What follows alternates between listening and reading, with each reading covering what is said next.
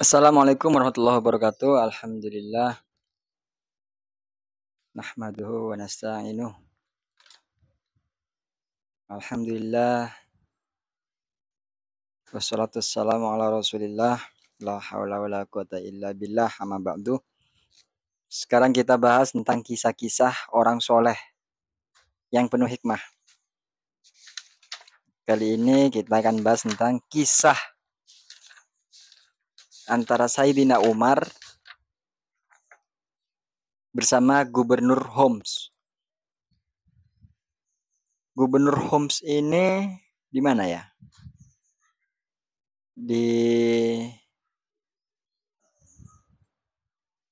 Nggak tahu di mana.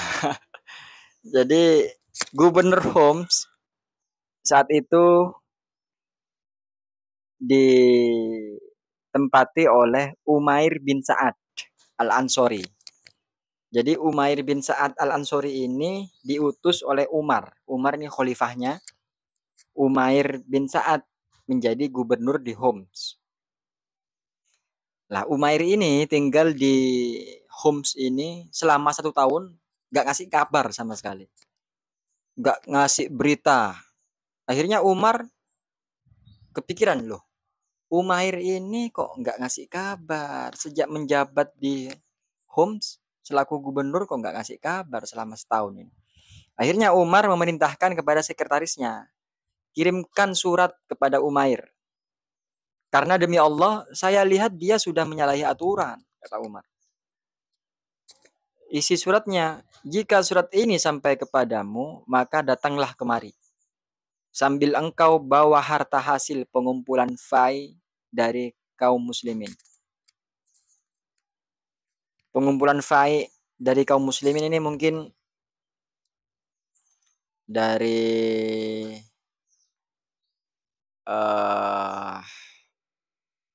apa ya, harta dari pengumpulan fai ini apa ya, istilah anggaplah selama menjabat uang-uang yang dari warga itu bawa semua, katanya Umar ke Umair. Ternyata surat itu tiba, diterima oleh Umair. Umair segera mengambil tasnya, kemudian di dalamnya dia masukkan bekalnya, piringnya, dan menggantungkan perlengkapan pribadinya. Kemudian dia mengambil tongkatnya. Setelah itu dia segera berangkat berjalan kaki dari Homs hingga sampai ke Madinah. Berjalan kaki. Jadi dia cuma pakai bawa tas, tasnya dikasih bekal, piring, dan menggantungkan perlengkapan pribadinya. Jadi nggak bawa perlengkapan pribadi, digantungkan di rumahnya. Saat sampai di Madinah, kondisi warna tubuhnya sudah pucat. Homs ke Madinah ini jauh, jalan kaki. Gubernur loh ini. Ini gubernur. Gubernur itu punya kendaraan pribadi, punya supir, kendaraan. Jadi harusnya mulia lah. Kalau perjalanan itu harusnya sudah banyak transportasi yang bisa ditunggangi. Ada kuda, segala macam. Namun Umair ini jalan kaki. Gendong tas yang isinya bekal. Jalan kaki dari Homs sampai ke Madinah. Tiba di Madinah, kondisi tubuhnya ini sudah pucat. Wajahnya kusut penuh debu, sedangkan bulu-bulu di wajahnya sudah memanjang. Saking lamanya ini ya. Kemudian dia masuk menemui Umar dan memberi salam. Assalamualaikum Amirul Mukminin warahmatullahi wabarakatuh. Umar bertanya, bagaimana kabarmu? Umar ini udah curiga udah. Bagaimana kabarmu? Umar menjawab, bagaimana menurutmu kondisiku saat ini? Lihat kondisiku saat ini. Bagaimana kira-kira menurutmu? Bukankah engkau lihat diriku berbadan sehat? Dan saya membawa dunia yang saya tarik tali-tali kekangnya. Nah ini nyindir. Amirul Mukminin, lihatlah kondisiku. Bagaimana menurutmu? Bukankah engkau lihat diriku berbadan sehat? Dan saya membawa dunia yang saya tarik tali-tali kekangnya. Ini sarkas. Umar tanya, apa yang kau bawa? Umar ini menyangka dia membawa banyak harta. Saya membawa tasku yang di dalamnya saya letakkan bekalku dan piringku untuk makan, dan saya jadikan tempat air untuk mencuci kepala dan bajuku. Juga tempat airku untuk wudhu dan minum. Dan tongkat yang saya gunakan menopang tubuh, serta menjadi senjataku jika ada orang jahat yang menyerangku. Demi Allah, dunia hanyalah seperti itu, kata Umair. Engkau datang ke sini berjalan kaki? Iya. Tidak adakah seorang muslim yang memberikan seekor kuda yang bisa engkau naiki ke sini, kata Umar. Mereka tidak memberikannya, dan saya pun tidak memintanya, kata Umair. Ini luar biasa ini. Sangat buruk sekali sikap orang-orang muslim di tempat tugasmu itu, kata Umar. Kok saking gak ada satupun yang mau ngasih tunggangan ke gubernurnya. Umair tersinggung. Bertakwalah engkau kepada Allah, wahai Umar. Allah telah melarang kita berbuat ghibah. Sementara saya melihat mereka menunaikan sholat subuh. Nah, sholat subuh ini patokannya seorang beriman, bukan seorang munafik. Jadi Umar ditegur. Umar, bertakwalah, jangan ghibah engkau. Engkau mengira orang-orang Homs ini buruk sekali sikapnya. Ngaco kamu, Umar. Apa yang membuatmu tidak mengirim kabar sejak lama? Umar tanya ini sekarang. Dan apa yang telah engkau lakukan selama setahun ini? Umair tanya, mengapa engkau tanyakan seperti itu, Umar? Subhanallah. Umair berkata, seandainya saya tidak khawatir akan membuatmu sedih, niscaya saya tidak akan memberitahukan tentang mengapa saya tidak mengirim berita selama setahun. Yang telah saya lakukan saat saya datang ke Homs adalah saya mengumpulkan orang-orang yang terpercaya di sana. Kemudian saya tugaskan mereka untuk mengumpulkan harta fai mereka. Harta fai. Dan setelah harta itu terkumpul, saya salurkan kepada orang-orang yang berhak. Seandainya dalam harta tersebut ada hakmu, niscaya saya bawa hakmu itu ke sini. Umar tanya, apakah engkau membawa sesuatu harta untuk kami di sini? Gak ada. Umar berkata kepada sekretarisnya, sekretaris tolong buatkan surat tugas yang baru untuk Umair. Umair berkata, apa yang saya lakukan itu bukan untukmu, juga bukan untuk seorang pun setelahmu, demi Allah. Saya sebelumnya tidak mau menerima jabatan itu, dan saat ini pun saya tidak mau menerimanya. Saya bahkan telah berkata kepada seorang Nasrani, Allah menghinakanmu, dan inilah yang engkau sedang berikan kepadaku. Hei Umar, karena hari-hari yang paling berat bagiku adalah saat engkau memberikan tugas kepadaku sebagai gubernur. Kemudian Umair meminta izin untuk pulang. Umar mengizinkan. Jarak rumahnya beberapa mil dari kantor Umar. Setelah Umair pulang, Umar ini masih curiga. Jadi masih bilang ke sekretarisnya, saya melihat dia sudah melakukan pelanggaran. Coba cek. Umar ini ngutus seseorang yang namanya Al-Harith. Ia memberikan 100 dinar kepada Al-Harith sambil memerintahkan, pergilah kamu ke rumah Umair, kemudian bersikaplah seperti tamu. Jika engkau melihat suatu bukti penyimpangan, segera engkau kembali ke sini. Sedangkan jika engkau melihat kondisi ekonominya Umair itu sangat sulit, berikanlah 100 dinar ini kepada Umair. Jadi Umar ini masih cross check. Al-Harith segera berangkat ke rumah Umair. Tiba di rumahnya, dia melihat Umair sedang duduk sambil merapatkan bajunya ke tembok. Dia pun segera mengucapkan salam. Assalamualaikum Umair. Waalaikumsalam. Turunlah dari kendaraanmu saudara, semoga Allah merahmatimu. Umair tanya, dari mana engkau? Dari Madinah. Bagaimana kondisi Amirul Mukminin saat engkau tinggalkan? Alhamdulillah, dia orang soleh. Bagaimana kondisi kaum muslimin saat engkau tinggalkan? Mereka juga orang-orang soleh. Bukankah Umar telah menjatuhkan hukuman hudud? Benar. Dia telah menghukum anaknya karena melakukan perbuatan yang melanggar syariat, sehingga anaknya itu mati. Wah, ini Umar. Jangankan orang lain, anaknya sendiri jika melakukan pelanggaran, dihukum sampai anaknya mati. Umair berkata, ya Allah, berikanlah pertolongan kepada Umar. Saya mengetahui dia berlaku keras karena kecintaannya kepadamu. Umar ini keras. Ya, kerasnya itu lillah, karena Allah. Kemudian Al-Harith ini tinggal 3 hari di rumahnya Umair, mengecek situasinya. Apakah ada yang mencurigakan? Apakah ada harta-harta yang disembunyikan oleh Umair? 3 hari Al-Harits ngecek kok nggak ada yang mencurigakan. Umair ternyata benar-benar menderita, melarat.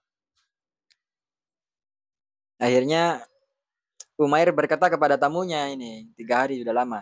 Engkau telah membuat kami kelaparan. Engkau udah lama di sini, 3 hari. Engkau membuat kami kelaparan. Jika engkau ingin berangkat dari tempat kami, maka silahkan. Ini diusir. Saking merepotkannya, karena udah 3 hari. Waktu sunnahnya bertamu itu ya 3 hari. Akhirnya Al-Haris selanjutnya mengeluarkan dinar-dinar yang dibawa oleh Umar. Dia kata ke Umair, ini Amirul Mukminin mengutusku untuk memberikan ini kepadamu. Gunakanlah harta ini untuk keperluanmu. Umar teriak, apa-apaan ini? Saya tidak memerlukan harta ini. Tolong kembalikan kepada Umar. Lanjutnya, istri Umar bilang, istri ini, engkau bisa ambil jika engkau memerlukannya. Dan jika engkau tidak memerlukannya, engkau bisa berikan kepada orang-orang yang menurutmu memerlukannya. Jadi istrinya juga soleha. Mas, bisa jadi engkau besok perlu. Maka ambil dari uang itu.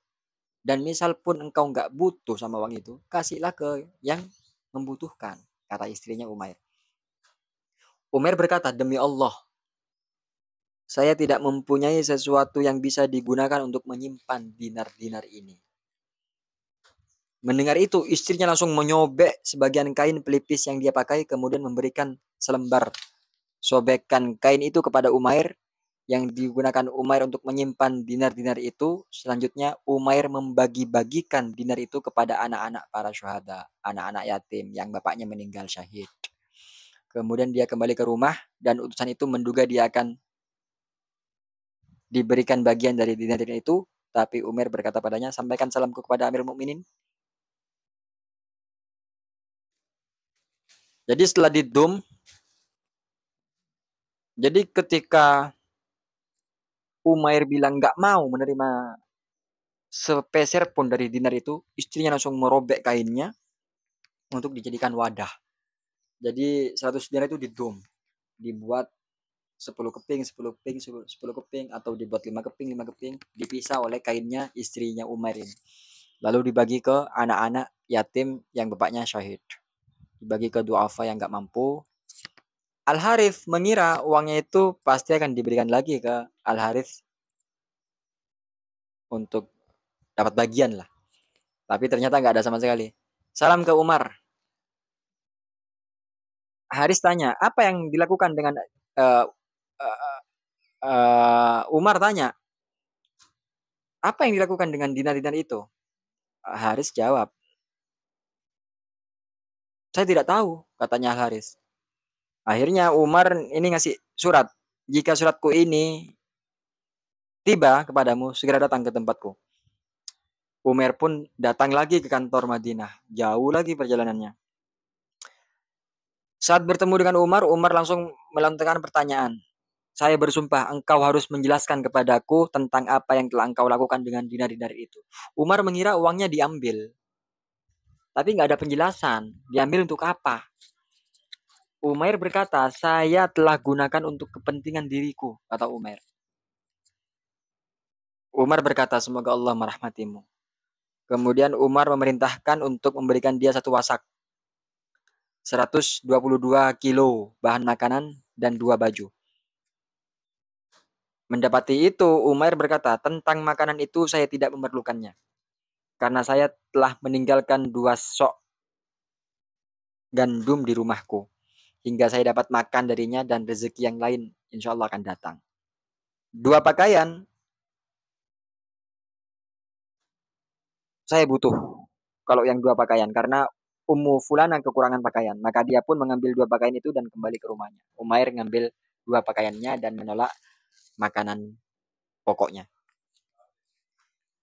Tiba waktunya Umair meninggal, sampai berita kematiannya kepada Umar, dan Umar pun merasa kehilangan. Dan mendoakannya agar dirahmati oleh Allah. Kemudian dia berjalan bersama orang-orang yang mengantar jenazahnya Umair ini di pemakaman Baqi.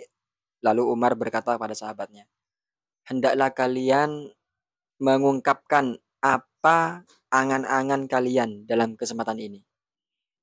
Jadi ada sahabat yang bilang, saya berharap saya punya uang untuk digunakan membebaskan budak. Ada yang bilang, saya berharap bisa begini, saya berharap bisa begini, saya berharap bisa mempunyai uang untuk berinfak fisabilillah. Ada yang lain bilang, saya berharap punya fisik yang kuat sehingga bisa menimba air zam-zam untuk memberi minum para jamaah haji. Lalu Umar berkata, sedangkan saya berharap mempunyai sahabat seperti Umair bin Sa'ad, yang kemudian saya pinta dia menjadi pejabat untuk mengurus kepentingan kaum muslimin. Jadi Umar akhirnya menyadari bahwa Umair ini selama menjabat ia benar-benar amanah dan tidak ada penyelewengan sedikit pun. Ini gubernur yang luar biasa ini. Jadi kita kalau mau mencari contoh gubernur ya seperti ini. Nggak ada penyelewengan, nggak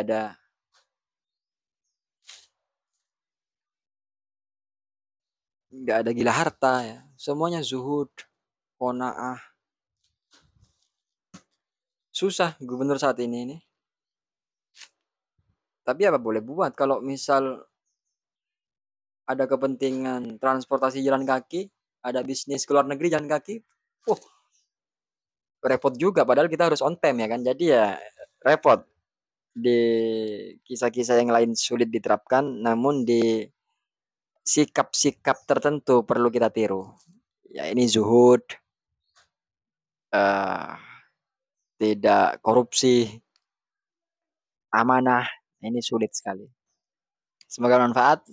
Semoga kisah ini menjadi inspirasi bagi kita. Subhanakallahumma wa bihamdika asyhadu an la ilaha illa anta astaghfiruka wa atubu ilaik. Assalamualaikum warahmatullahi wabarakatuh.